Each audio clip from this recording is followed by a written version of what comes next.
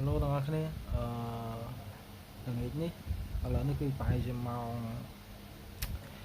6:46 ហើយឥឡូវខ្ញុំចេញទៅធ្វើដំណើរទៅខ្នងទទឹងដើម្បីយកអាវ៉ាន់ទៅឲ្យគេអូខេចាំតាមដានទស្សនាវីដេអូតាមផ្លូវទាំងអស់គ្នានេះជាអាវ៉ាន់ដែលត្រូវយកទៅឲ្យគេក្នុងល្ងាចហ្នឹង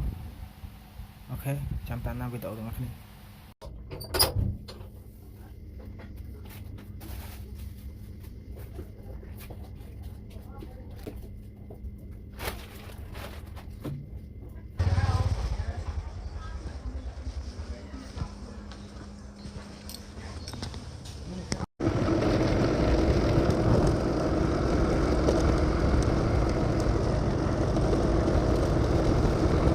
ូខេឥឡូវនេះខ្ញុំ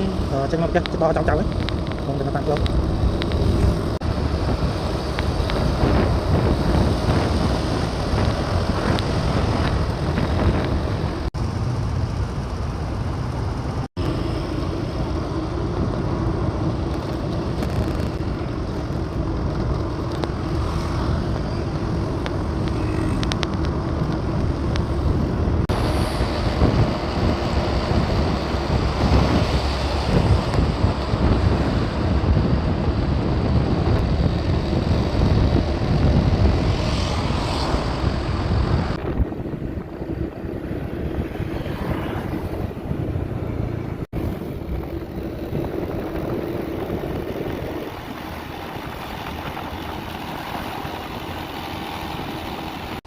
អូខេទាំងអស់គ្នានេះយើងមកដល់ទីតាំងនៅទៅជាអាវ៉ាន់ហើយតម្លាក់អាវ៉ាន់ឲ្យគេហើយគឺចូលមកផ្លូវ41បន្តិចអូខេអ